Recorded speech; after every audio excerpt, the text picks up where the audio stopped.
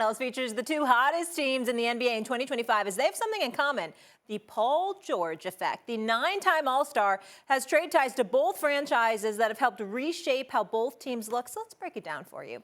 After 7 years and multiple conference finals appearances in Indy, in 2017, the Pacers traded Paul George to the Thunder for Victor Oladipo and Sabonis, who then flipped Sabonis in 2022 for Tyrese Halliburton. After the pairing of Russ Westbrook, Carmelo Anthony, and Paul George in OKC, that didn't live up to expectations. In 2019, the Thunder traded Paul George to the Clippers to pair him with star Kawhi Leonard in a deal that included SGA and multiple first-round picks, one of which became Jalen Williams. After the Pacers' Game 6 win, Indiana center Miles Turner talked about the NBA shifting away from teams stacking stars. Take a listen. I think it's a new blueprint for the league, man. I just, I think the years of the super teams and, stacking is just not, it's not as effective as it once was. You know what I mean? This NBA, since I've been in the league, this NBA is very trendy, it just shifts. But the new trend now is just kind of what we're doing. OKC does the same thing. Young guys get out and run, defend, and, use the power of friendship is how they call it. AK. Hey, team. Stephen A., should teams look to stack stars? What are your thoughts on that? Hell no. That day should be over. We shouldn't even be entertaining that any longer. But it's not just because of the results. I mean, KD, Bradley Beal, Devin Booker, they are home. Jimmy Butler, Steph Curry, Draymond Green, they are home. LeBron James, Luka Doncic, they are home. You have to look at it from that standpoint and just say, okay, well, when you talk about teams touching into the second apron and the kind of money that has to be spent, think about how you can spread that out. We can look at it from that business standpoint. That's not me. That's not where I'm at with it. Where I'm at with it, Jay, I'm going to go use, for example, a Kawhi Leonard. Here you are, a clear superstar in this league at the time you were departing from the Toronto Raptors to go to the Los Angeles Clippers, having just won a championship. What do? You blackmail the Los Angeles Lakers because you told them. The Los Angeles Clippers. Why? Because you said, yo, you got to go out and get Paul George.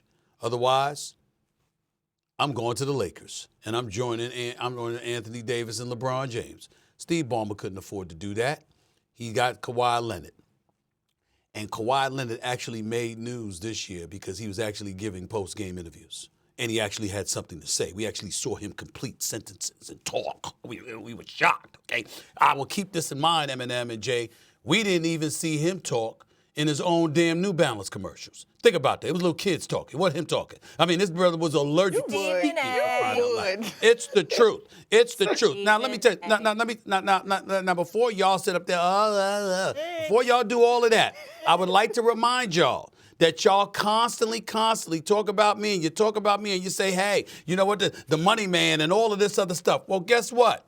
At least I kind of know what it takes to make some damn money. And you got to validate it. You got to promote it. You got to promote the product. You got to promote your team. You got to promote the bottom line. You got to promote what you're doing. I mean, when the hell was Kawhi Leonard doing that? So I'm standing on that. That was ridiculous. Your own nickname? Excuse me, did you just give yourself the money man? Because that happened. Now that's good. I like that. Eminem? Time out. I'm not giving myself that. But it is factual. The point that I'm trying to make is the point that I'm trying to make is that I understand that I make money by making others money. And every NBA player should understand that. Jay, Eminem, what we've seen is the dissipation of a priority from stars to go about the business of committing themselves to promoting the brand, not just by winning basketball games, but by all the elements that come with promoting the game. That's why you have the NBA salivating over the prospect of young stars like SGA, like Halliburton and others that are going to serve to assist in promoting the game of basketball. Yeah, you're a superstar and you automatically bring cachet to it and ratings and stuff like that. But I'm talking about a want-to element to it all, where you understand what your importance is and what comes with it. The more you stack superstars on a team, the less they achieve. And most importantly, because they're getting paid the big bucks, where's the priority that you're looking for to making sure you maximize every dollar to the nth degree, not just for yourself, but for the product and the brand? We don't see that enough, which is why you've lamented it, Jay. You've lamented it, Eminem, and I certainly have. So seeing a young team that's together with really, really good players, but devoid of quote-unquote bona fide superstars, some would say. In the case of Oklahoma City, you got one in SGA, but he's ultra smooth and he wasn't the personality that Ant-Man was and stuff like that. The NBA looks at it and they say, we want to promote these guys because they are the future, and the more of a team collection that you have, the better. That's all I'm trying to say, as opposed to just having 3 stars and a bunch of supplementary parts that nobody cares about. You're finding individuals, the Dorts, the Jalen Williams, the Chet Holmgrens of the world, Casey Wallace's of the world, Miles Turner, Halliburton, Pascal Siakam. All of a sudden, Neesmith and Nembhard, we're hearing their names. You want that. That's better for the game. I will say I agree with you. I think the days of stacking superstars are over. It's about stacking fit.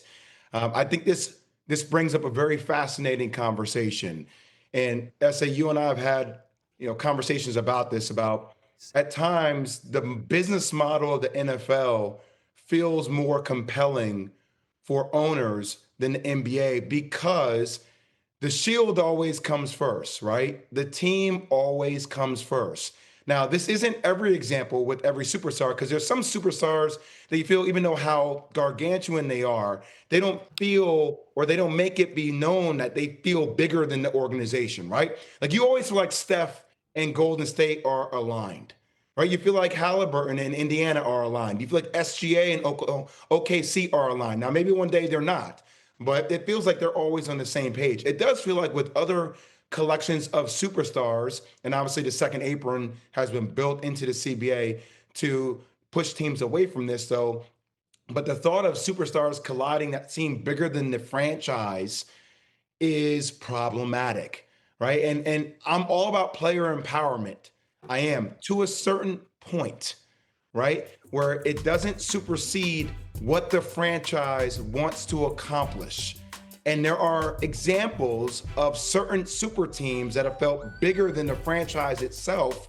And I think that's put the league and owners in precarious situations where it feels like they are losing a little bit of control. And I think what you're seeing with the second apron is really smart by the league, because it's giving power back to the franchises free.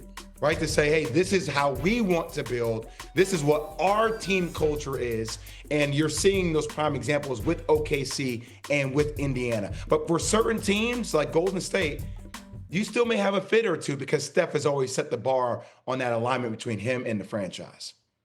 Well, I think the instantaneous nature of the era of trying to put big threes together probably is over.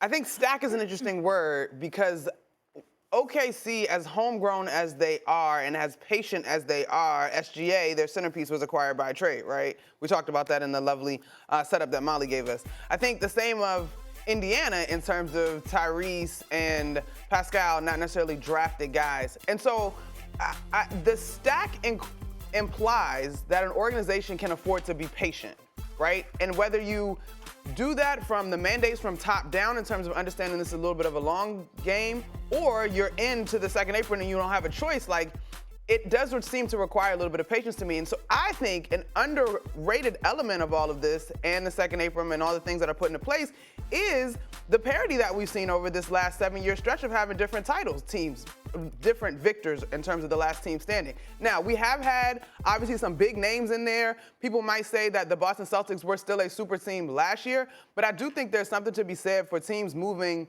with a level of patience that allows continuity to develop in a sincere and deep way.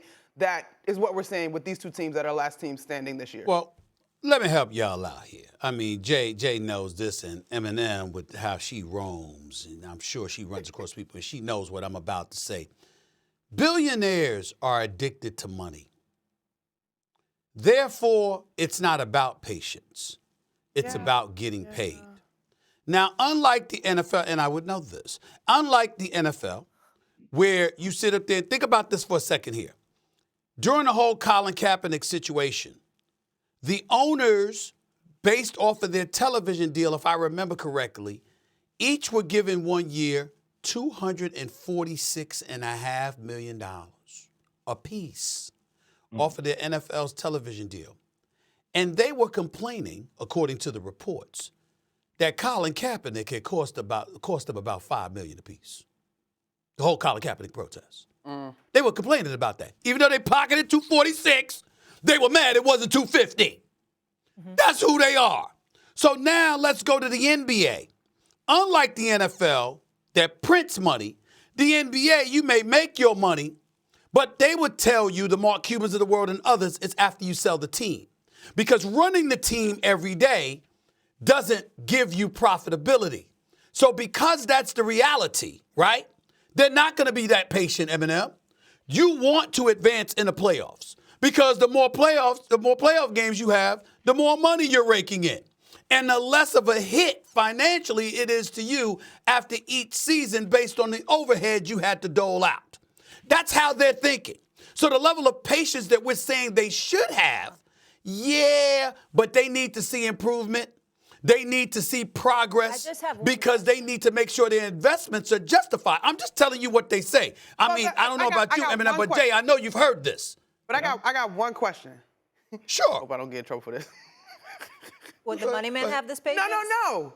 I know what billionaires... Don't call me that, Molly. Don't call me that, Molly. Don't do that. You said no, I just asked if you would have are that addicted to patience. getting paid. Stephen A. But billionaires also don't like to be penalized. They don't like to pay no unnecessary money, right? And so if your option is to be patient, as much as you may not like it, or run into this second apron and be penalized, like, they don't want, the billionaires not going to do that. No.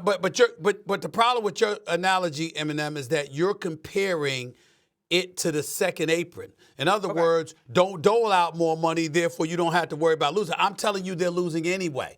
I'm not saying they don't make money on the end. The money is in the product, okay? The product brings you a level of cachet. You can go, you can borrow against it, you can do a lot of things. But the point is, at the end of the day, on a day-to-day basis, month to month, year to year, you're not really making money as an NBA owner. So they say, because I don't see their books, I don't know, they say they're not making money until they really sell the team. So if you purchase the team for a few $100 million, or in this day and age, a couple of $1 billion, and then you end up selling it for several $1 billion, you've made your profit then. But while you're running the team on a day-to-day, you're not making that money. So they're not going to be patient. They're not going to be so patient when that's their reality. Wanna try to boast at what I look like. Think I'm gonna try to wear, pull up long range.